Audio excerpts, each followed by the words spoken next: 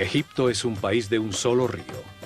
El Nilo discurre plácidamente, generando una verde ribera, rodeada por enormes desiertos. Es el más grande oasis en el desierto más grande del mundo.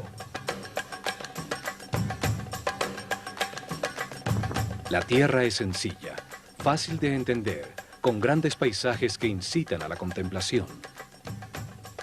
Todos los puntos del horizonte llevan a pensar en la inmensidad.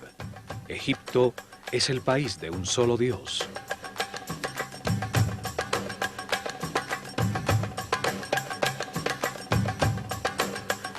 Allí, durante miles de años, se gestó una civilización que vivió en paz y armonía, sin salirse de sus límites naturales para tratar de imponerse a otros pueblos, dedicada por completo al perfeccionamiento espiritual. La imagen que se ha construido de esta civilización apenas deja ver la luz de sus logros. Su lenguaje escrito permaneció incomprendido por milenios. Solo se ha decodificado su nivel más básico, el de los símbolos que representan a los sonidos del lenguaje. Existen niveles superiores, con símbolos que transmiten conceptos, no sonidos. Estos no han sido descifrados todavía. Las traducciones solo se basan en la parte fonética, o en el mejor de los casos, se interpretan de acuerdo a las creencias de los traductores. Los que creen que eran unos bárbaros primitivos llegan a un tipo de interpretación, y los que creen que eran una avanzada civilización basada en lo espiritual, poseedora de tecnologías incomprendidas, llegan a otros totalmente distintos.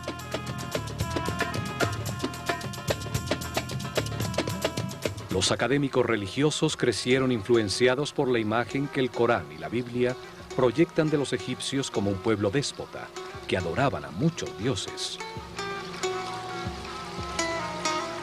Por esta razón, cristianos, judíos y musulmanes no han podido reconocer que Egipto fue una de las fuentes que alimentó las raíces de sus propios credos.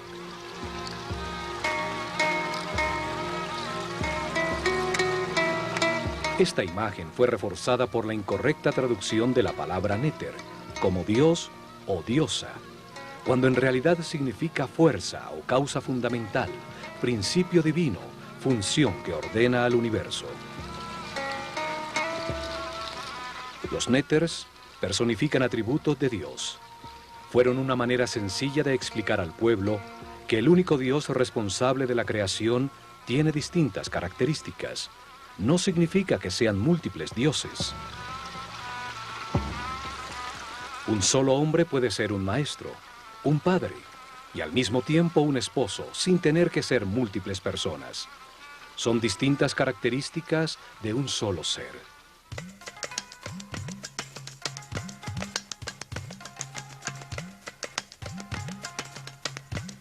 Para muchos historiadores, la civilización actual representa el momento de máximo progreso del hombre sobre la Tierra.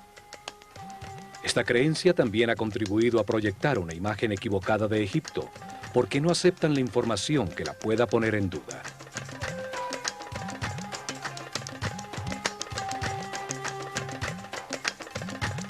Aceptan solo parcialmente los documentos cronológicos de gobernantes egipcios que han llegado a nuestro tiempo, invalidando los registros anteriores al rey Menes, con el argumento que solo esa parte es un mito irreal.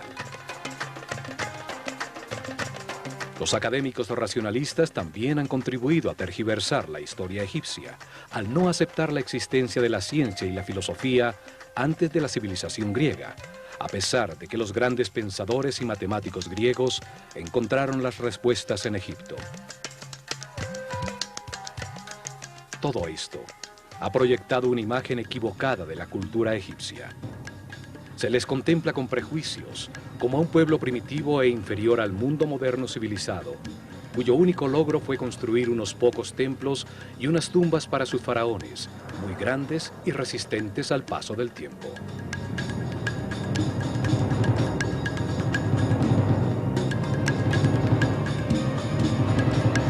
Estos programas buscan reexaminar su cultura, redescubrir sus templos para conocer las verdades talladas en sus muros, abrir una puerta a su concepción de la realidad, con una mentalidad libre que permita ver más allá de los mitos en los que los tenemos sepultados.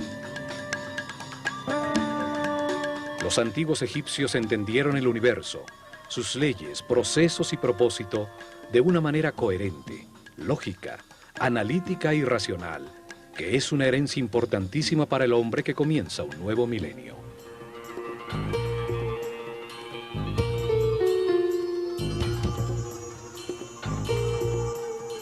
Nueva información comienza a salir a la superficie. Estudiosos científicos y técnicos están encontrando pruebas de los increíbles avances tecnológicos, de la precisión absoluta de sus construcciones, del tamaño de sus proyectos. Sus logros han sido subestimados. El hecho de no imaginar ni entender su tecnología no quiere decir que no hayan movido de manera inexplicable enormes pesos desde grandes distancias, que hayan cortado, tallado y acoplado durísimas losas de granito y diorita con precisión atómica, solo posible con tornos y sierras ultrasónicas. La precisión matemática de sus construcciones es tal que en las 5 hectáreas de la base de la Gran Pirámide hay un desnivel de solo 8 milímetros. La tecnología actual solo hubiera logrado un desnivel de 40 centímetros.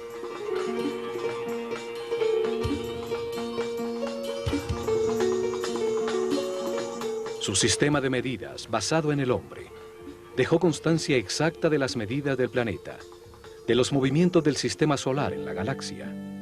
Importantísima información sobre los ciclos cósmicos que determinan cataclismos periódicos no puede quedar relegada como un mito. Esta herencia forma parte de nuestro anciano futuro.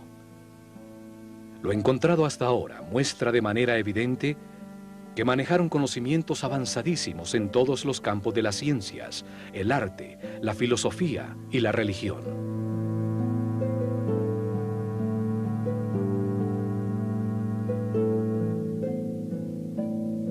Conocimientos que forman parte de una herencia aún más antigua de un período desaparecido de la humanidad, el llamado Atlante, anterior al diluvio universal, al que sobrevivieron unos pocos sacerdotes que construyeron las bases de este ciclo que vivimos. La humanidad tuvo un gran desarrollo sobre la Tierra. Unos pocos sacerdotes científicos, previendo la catástrofe, se prepararon para sobrevivirla. A ellos se debe la aparición súbita, sin ningún periodo de evolución, de todos los conocimientos egipcios. Estos sabios estructuraron una cerrada casta sacerdotal.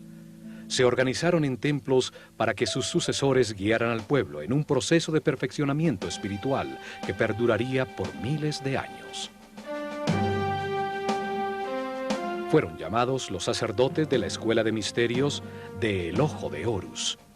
Eran los depositarios del conocimiento, y su visión de la vida sobre la tierra como un proceso de perfeccionamiento espiritual para convertir un hombre casi animal en superhombre determinó el camino de los egipcios. Su manera de entender el progreso como una evolución en los conocimientos sobre el universo es invaluable para el hombre occidental, que ve el progreso como la adquisición de comodidades materiales.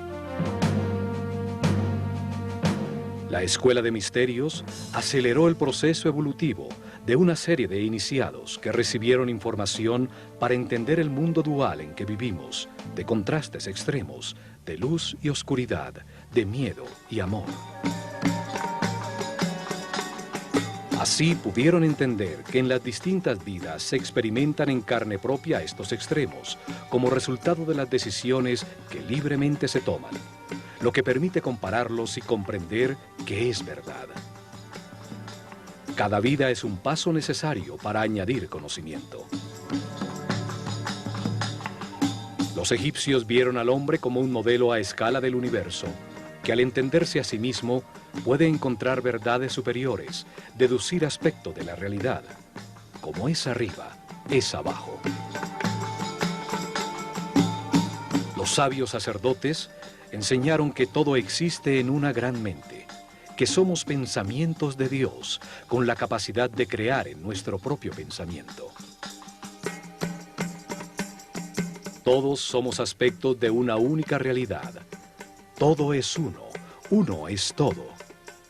Por eso, desarrollaron simultáneamente su ciencia, su arte, su religión y su filosofía, de una manera multidisciplinaria, conjunta, sin especializaciones que ciegan.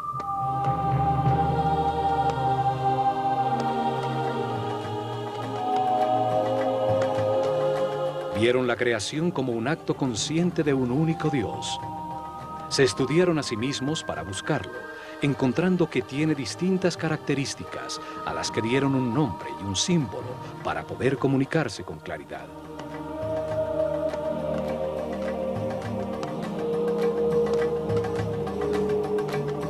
Llamaron Atum a la característica de Dios inmanifestado, cuando no ha creado el universo, y este solo existe como potencia dentro de él.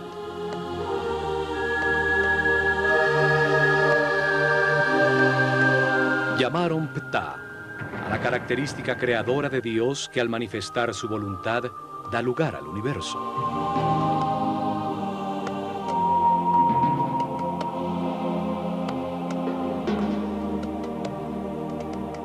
Llamaron Amón a la característica de Dios que hace al hombre libre de crear en su propia mente a su propia imagen y semejanza.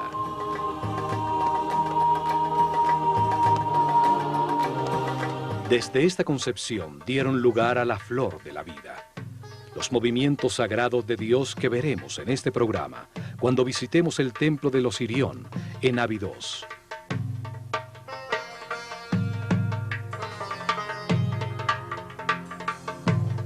Los templos fueron instrumentos científicos de alta precisión para medir y registrar los movimientos de los astros. Su herencia nos dice que los astros determinan los ciclos del universo, los procesos que vive el hombre y la humanidad. En los templos concentraron los conocimientos que encontraron mientras se estudiaban a sí mismos en un proceso dirigido de perfeccionamiento espiritual. Allí desarrollaron simultáneamente las ciencias, el arte, la religión y la filosofía en un solo todo dinámico, pues creían que ningún aspecto de la realidad estaba separado del otro. Alrededor de los templos, guiada por seres muy evolucionados espiritualmente, creció una de las civilizaciones más incomprendidas y más avanzadas sobre la Tierra. Es hora de recuperar nuestra herencia.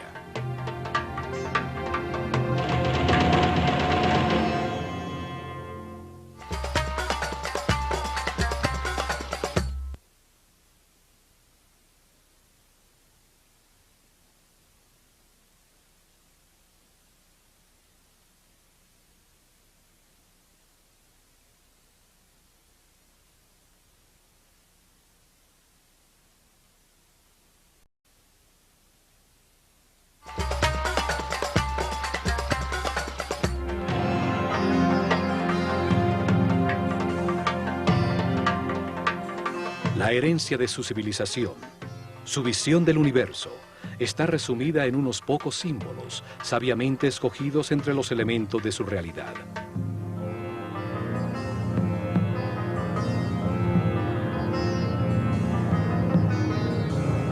La utilización de una imagen simbólica tiene la ventaja que expresa un pensamiento de una manera muy simple, más allá del lenguaje, y su significado puede ser entendido miles de años después de haber sido dibujado, pues la imagen de un halcón o una postura humana nunca cambian.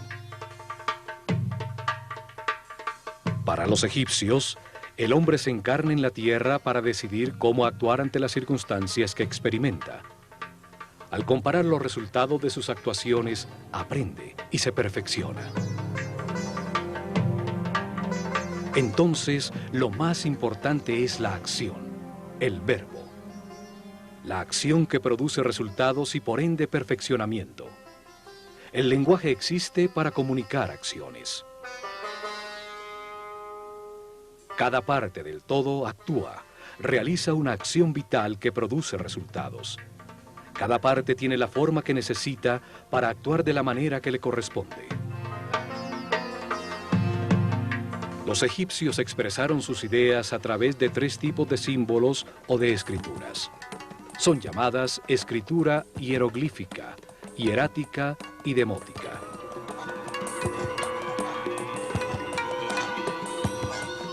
El primer tipo de escritura utiliza imágenes muy simples, llamadas hieroglifos. Hieros significa sagrado y glifos significa imprimir. Así llamaron los griegos escritura sagrada a las tallas simbólicas egipcias. Los hieroglifos tienen distintos niveles simbólicos para comunicar. El más básico, simple y sencillo es el nivel de los símbolos fonéticos. Utilizaron 24 símbolos gráficos que eran asociados a un sonido, no a una idea. Forman el alfabeto egipcio. Era la escritura que daba forma al lenguaje del pueblo.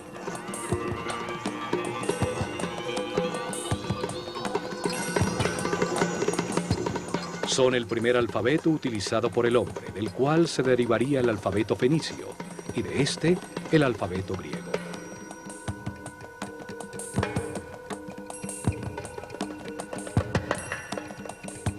Podían escribir indiscriminadamente en columnas o en líneas horizontales para ser leídas en cualquier sentido. Las cabezas de las figuras simbólicas miraban hacia donde comenzaba la frase. Así marcaban la dirección en que debían ser leídas. Durante milenios permaneció indescifrado, hasta que en 1799 los expedicionarios franceses que llegaron con Napoleón encontraron en Rosetta, sobre el Mediterráneo, una piedra de granito negro, escrita en los finales de la civilización egipcia. En muy mal estado, ninguna de sus líneas estaba completa. Aún conservaba 14 líneas escritas en hieroglifos, 32 líneas escritas en demótico y, lo más importante, 54 líneas en griego. Una escritura conocida que indicaba que el texto traducía las otras escrituras. Un experto en lenguas, Jean-François Champollion, se dedicó a estudiar los textos de la piedra. Descubrió que el antiguo egipcio, como las escrituras semíticas, solo usaba consonantes. Las vocales eran añadidas solo en el lenguaje hablado para dar forma gramatical. En 1822, logra resolver el misterio al comparar 2 cartuchos con hieroglifos del texto, uno de los cuales estaba repetido en una estela circular en la isla de Philae contra el segundo pílono del templo de Isis, que se sabía contenía el nombre del faraón Ptolomeo VI. Los cartuchos hieroglíficos con los nombres de 2 de los últimos faraones egipcios, Ptolomeo y Cleopatra. Esto permitió decodificar e identificar el alfabeto utilizado. El sonido que en ese momento producían las palabras griegas en copto, un lenguaje utilizado por cristianos egipcios, sirvió para aproximar los sonidos que se supone tenían los antiguos egipcios.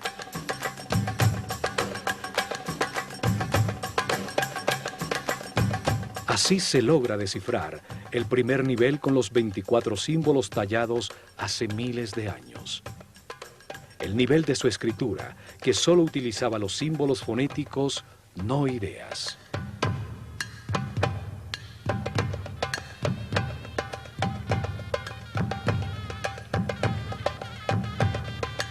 Pero existe un nivel más alto de comunicación en la misma escritura hieroglífica. Más de 700 símbolos, bellísimas formas gráficas que dibujan la realidad, evocando en la mente acciones y conceptos. La palabra se convertía en una imagen. Símbolos que imitan las formas de la naturaleza, escogidos por la acción que traen a la mente. Un pájaro evoca el vuelo, la libertad. Si es un halcón, añade en la mente lo agudo de su vista.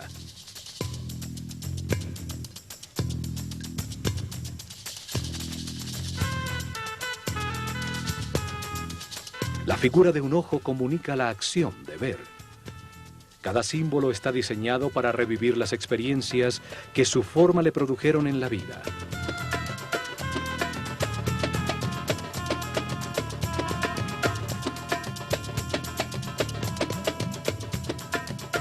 También utilizaban partes fácilmente reconocibles, que hacen pensar en una acción vital.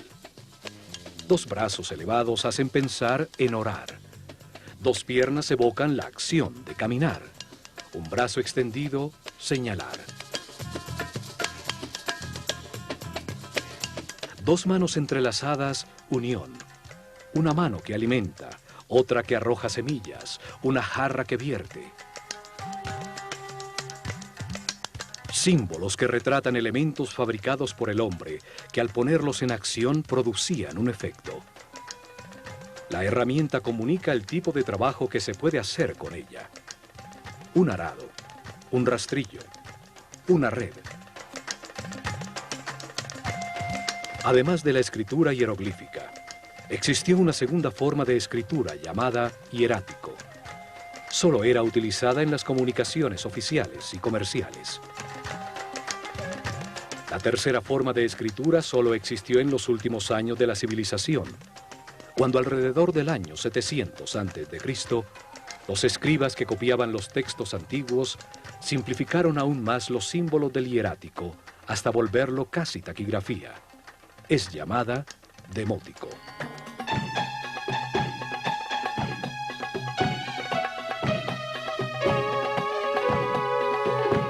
Nuevas interpretaciones están saliendo a la luz que permiten entender que los mitos y los símbolos utilizados por los egipcios son solo una forma fácil de comunicar conocimientos, de expresar conceptos sobre la realidad. Al convertir las ideas en historias, se facilita su entendimiento. Los sabios sabían que suministrar información sin que sea comprendida es un ejercicio inútil.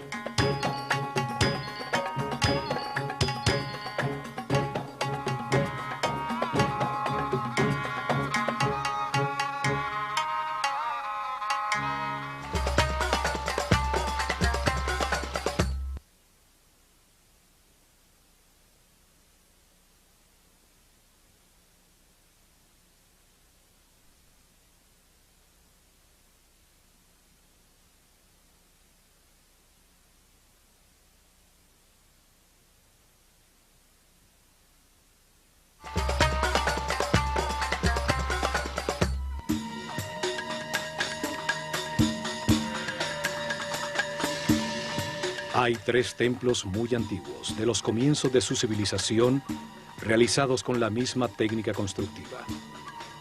Tienen el mismo estilo arquitectónico, masivo, muy simple y pesado, que nunca fue utilizado nuevamente en todo Egipto.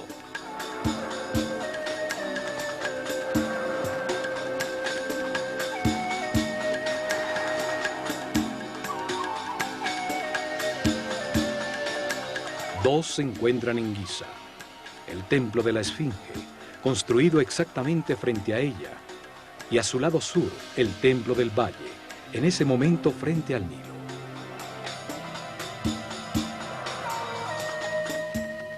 El tercero es el masivo Osirión, construido en Abidos.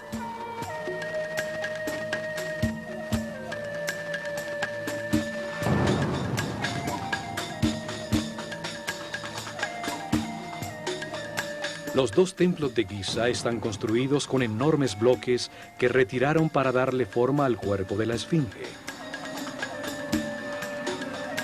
Solo estos templos en todo Egipto utilizaron unos bloques tan enormes, una forma masiva, ciclópea, cerrada totalmente hacia el exterior por enormes muros de piedra, con 2 accesos simétricos frontales hacia el exterior. El peso promedio de los bloques utilizados en su construcción es de 50 toneladas. Debían poseer una técnica constructiva que facilitaba la utilización de bloques tan grandes como una casa.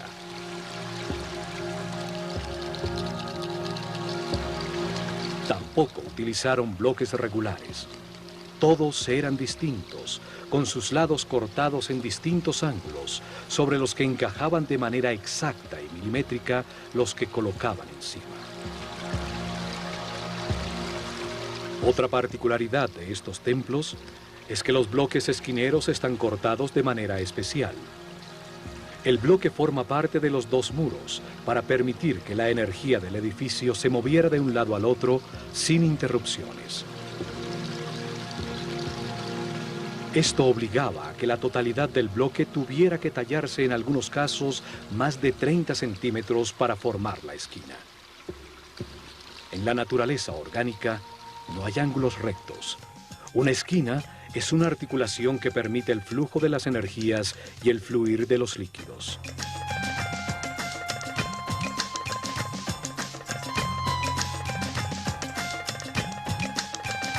Estos templos tenían un salón central, con una cubierta de piedra sostenida por gigantescas columnas colocadas simétricamente. Formaba una gran terraza superior que dominaba toda la planicie.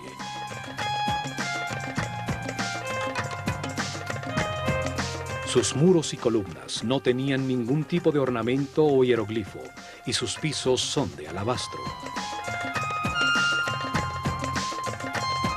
El salón era alumbrado por tragaluces en el techo de piedra que dejaban entrar un chorro de luz directamente sobre las estatuas de los néters, similares a esta de Sekhmet en el templo de Karnak. Estos templos fueron utilizados desde el Seb-Tepi, el momento en que comenzó la nueva etapa después del diluvio, en ceremonias iniciáticas de los sacerdotes de la Escuela de Misterios del Ojo de Horus.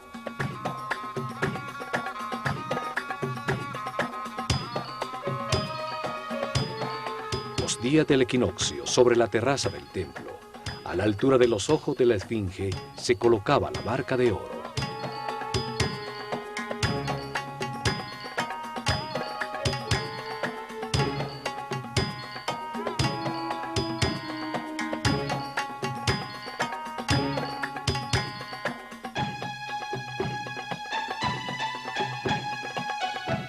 Símbolo del proceso evolutivo del hombre en su camino de reencarnaciones sobre la tierra y del recorrido del sol en el cielo. A su alrededor se realizaron las ceremonias mientras la esfinge contemplaba la salida del sol en el horizonte frente a ella y en las noches la aparición de las estrellas de la constelación de Leo.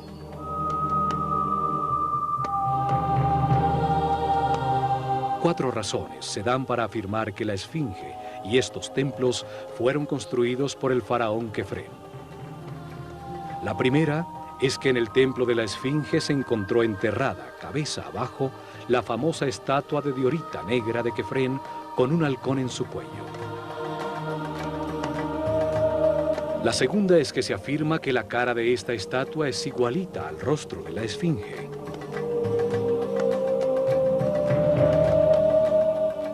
Encontramos que sus facciones son muy distintas a las de Kefren.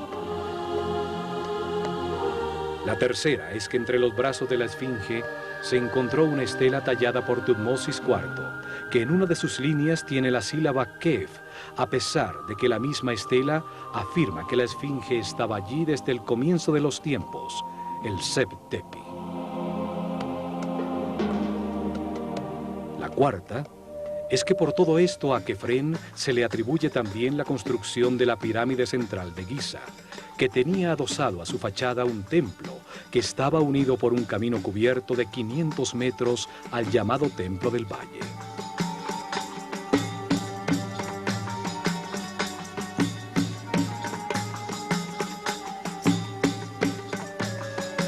Sin embargo, la piedra de los muros de estos templos es del mismo tipo del bloque monolítico de la esfinge, seguramente de los sobrantes de tallarla. Además, tiene los mismos síntomas de erosión causada por la lluvia que la piedra de la esfinge, lo que permitió a expertos geólogos determinar que ésta fue construida alrededor del año 9000 a.C. Seguramente el faraón Kefren renovó el antiguo templo forrando por las dos caras con losas de granito los masivos muros ya deteriorados por la erosión.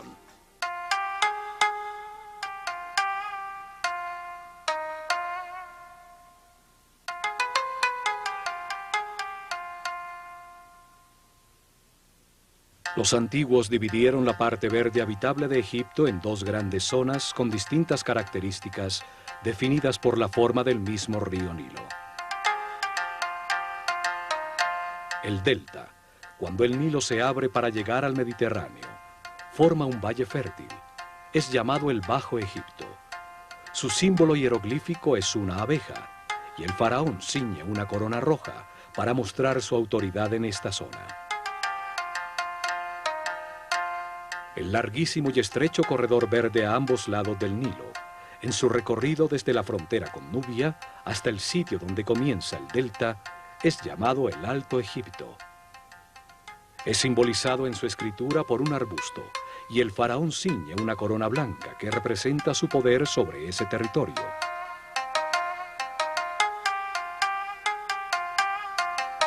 La historia aceptada de Egipto comienza con la unificación de estas dos zonas de Egipto bajo una sola corona blanca y roja, lograda por el faraón Menes, el fundador de Menfis, ubicada en la confluencia de las dos zonas.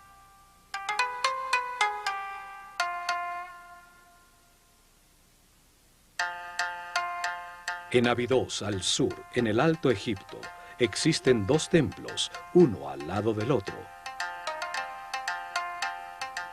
El dedicado por Seti I a Osiris, detrás del cual se encuentra la excavación donde apareció el segundo templo, el Osirión, que permanece parcialmente sumergido en agua.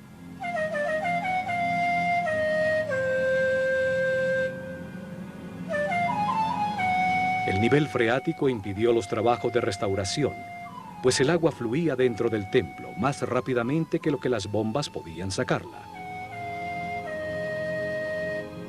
Se estima que fue construido en la cima de una colina alrededor del año 9000 a.C., cuando el nivel freático y la superficie del Nilo estaban 10 metros más abajo.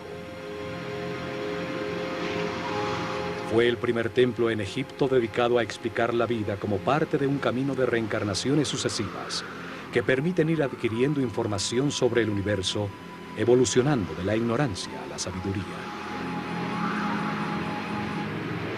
Su masiva arquitectura sin ningún tipo de jeroglifos, con losas y piedras supremamente pesadas y de corte muy grande, es muy similar a los templos frente a la Esfinge. Enormes bloques irregulares, todos distintos entre sí, con cortes que asombran por su precisión, juntas de construcción y exactitud de ensamblaje.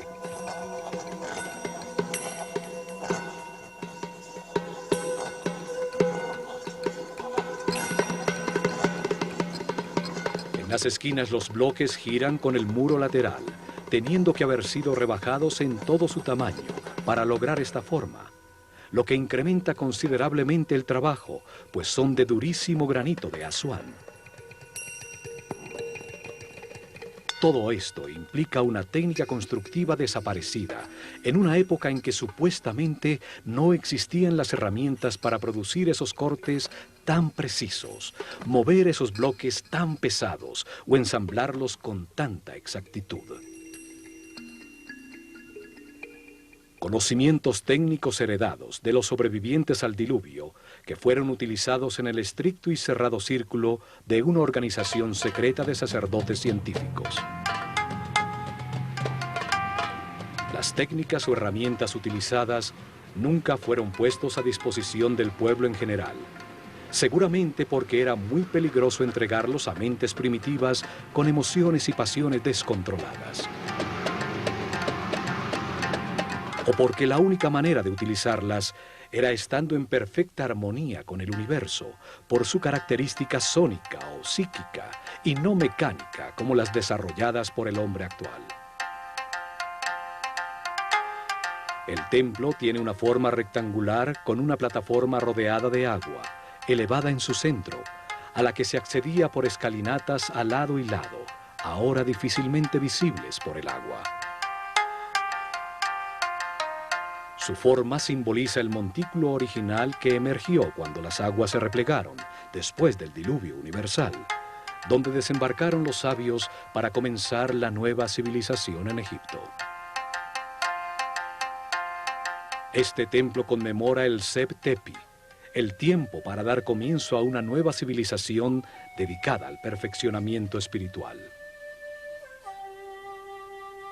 10 masivas columnas de piedra, cada una cortada de un solo bloque de granito rojo, con un peso mayor a 100 toneladas, soportaban unos masivos pórticos sobre los que se apoyaba un techo de piedra.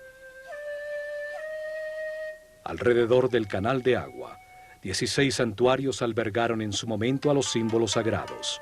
Hoy se encuentran sumergidos en agua estancada.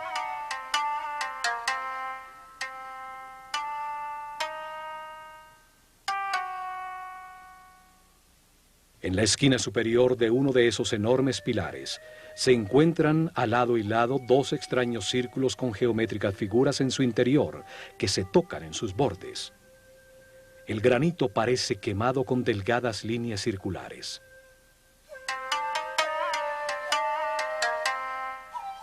Se trata de la flor de la vida, un símbolo de geometría sagrada egipcia que muestra los movimientos iniciales de Dios para crear el universo.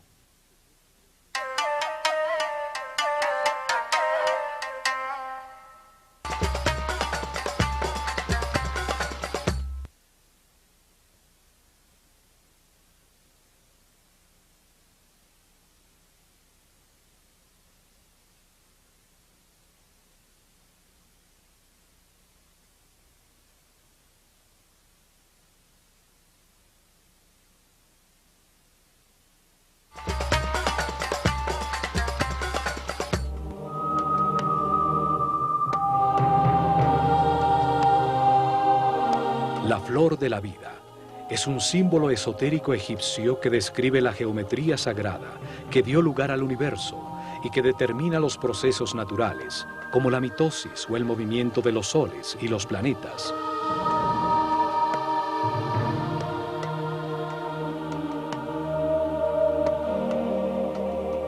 Una forma que conceptualiza a la vida como un proceso en el tiempo, el contenedor de los ritmos, de las horas, los días, los meses, los movimientos de los cuerpos celestes, durante los cuales la idea toma forma, la semilla germina.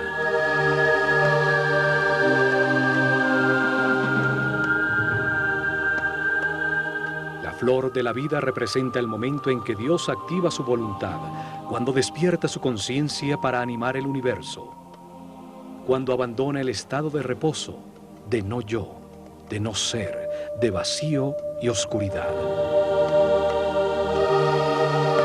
Es el momento en que Atum-Ra, el Dios inmanifestado, se transforma en Ptah, el Dios creador de todo lo que existe. El Fiat Lux, el momento en que nace la flor de la vida y todo comienza su primera ronda. Para los egipcios, los movimientos de Dios comienzan desde un punto central conceptual, el ojo de Horus, desde donde sale la flor de la vida, cuyo fruto es el universo, la creación. El punto es la referencia para saber que existe el movimiento. En él comienza su geometría sagrada. Desde allí Dios crea el primer espacio virtual del universo.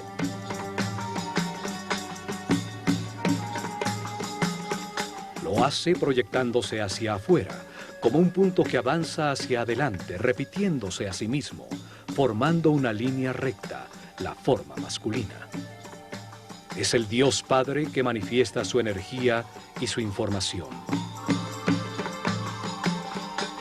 Su voluntad activa es transformada por el Dios Madre, la sustancia infinita que gesta en su interior una respuesta. El Dios Hijo, que regresa con la percepción de un plano virtual reconocido. Así entienden la Trinidad los egipcios, como un proceso simultáneo, equilátero, de información enviada-recibida y concientizada. Por eso el triángulo equilátero es la base del tetraedro, el primer sólido puro, forma masculina primaria de todo lo creado. El proceso se multiplica en el tiempo y en el espacio, hacia adelante, hacia atrás, hacia arriba y hacia abajo, a la derecha e izquierda. Así, Dios genera un espacio virtual referenciado en sí mismo. Simultáneamente, al girar ese volumen percibido alrededor del punto de partida, se construye el principio femenino, la esfera. Un espacio pasivo, sin tensiones, con todos sus puntos referenciados al centro, al ojo de Horus. La esfera es la placenta que contiene todo. Es la sustancia para todos los volúmenes y formas. Es una expresión de unidad, de totalidad e integridad. Ninguno de los puntos en su superficie es más importante que el otro, y a todos se llega de igual manera desde su centro de fuerza-energía que los origina a todos.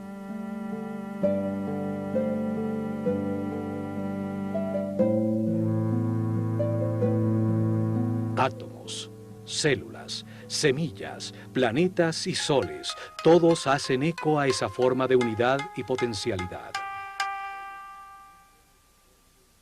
La primera esfera virtual contiene los 5 modelos de poliedros regulares, sólidos con todos sus lados y ángulos iguales.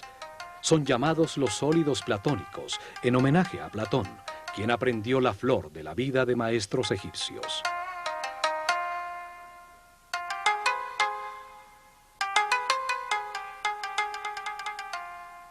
Son la base, los ladrillos con los que todo el universo está construido. Simbolizaban a los 5 elementos de la naturaleza: el fuego, la tierra, el aire, el espíritu o éter y el agua.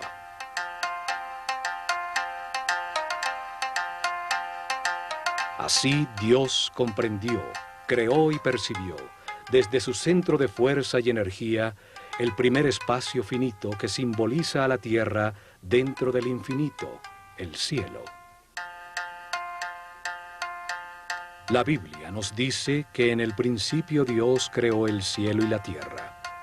La tierra estaba informe y vacía.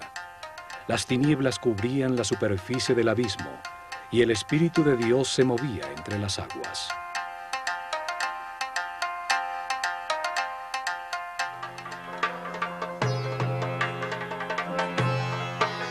Realiza entonces su primer movimiento, desplazándose desde el centro de la primera esfera conocida hasta llegar a su borde, a la membrana o perímetro del espacio. Desde ese nuevo punto central se repiten los movimientos que ya conocemos, generándose una nueva esfera. En la intersección de las 2 esferas iguales, se genera la forma más importante de todas las existentes. Es llamada el Veshika Pisces y simboliza al Verbo Divino. Los egipcios creían que desde allí salieron los números, los 7 sonidos fundamentales, las letras y toda la sabiduría de la creación. Tiene la misma forma del ojo y de la boca humana. En su interior caben exactamente 2 triángulos equiláteros, que al ser contenidos en un rectángulo son la base de la proporción áurea, la divina proporción. Esta proporción fue utilizada en todos sus templos, como en el Osirión, para relacionar las 3 dimensiones entre sí y a estas con la naturaleza. De allí se derivan todas las relaciones matemáticas fundamentales y los números más importantes como Phi y Pi. También simboliza la visión compartida, el mutuo entendimiento entre individuos iguales, tierra común. El Veshika Pisces es el espacio compartido, la intersección entre la esfera inicial y la nueva que es generada desde su borde. A partir de esta nueva esfera conocida, se repiten sucesivamente los movimientos hacia la membrana exterior para generar una nueva esfera. Cada una de ellas es una nueva dimensión, un nuevo sonido en la escala musical, un nuevo color en la escala cromática. Así se van construyendo 4 esferas, 5 esferas, 6 esferas, y en ese momento se llega a la 7ª y última esfera, con la que se cierra el primer ciclo y se completa la semilla de la vida.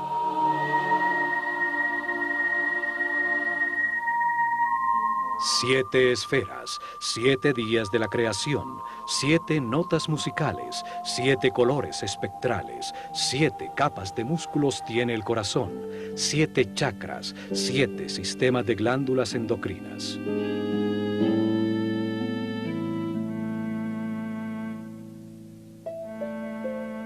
Este patrón geométrico se repite infinitamente, es la base de todo lo que existe. Siguiéndolo, la naturaleza hace crecer las flores, construye una a 2, a 4, a 8 células primarias, y así el cuerpo humano o las galaxias.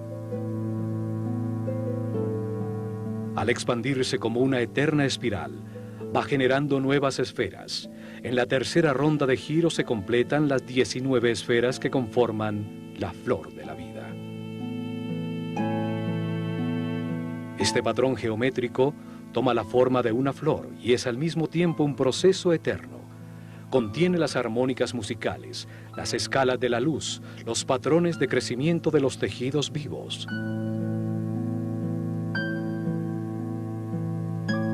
Cada esfera tiene la misma potencia para desarrollarse que la original. Así, la flor de la vida da lugar al fruto de la vida que genera su propia flor. Cada esfera guarda en su interior los 5 sólidos platónicos.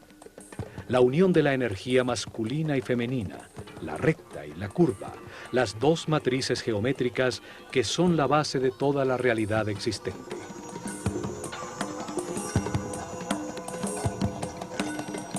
Los sólidos platónicos equiangulares y equiláteros conectan los centros de todas las esferas. Así aparece el tetraedro, el cubo, el octaedro, el icosaedro y el dodecaedro.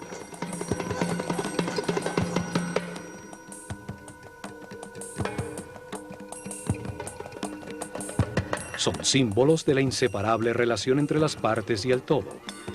Forman un principio de unidad para toda la geometría de las formas existentes, sin importar su diversidad.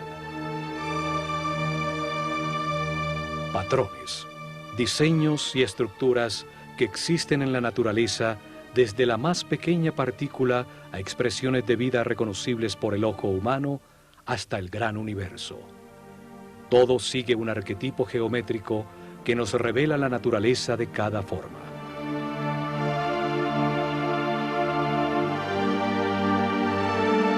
La flor de la vida revela que todo está conectado, que es inseparable y que es una unidad. Nos recuerda nuestra relación con el todo y nos permite comprender los sagrados cimientos de todo lo creado.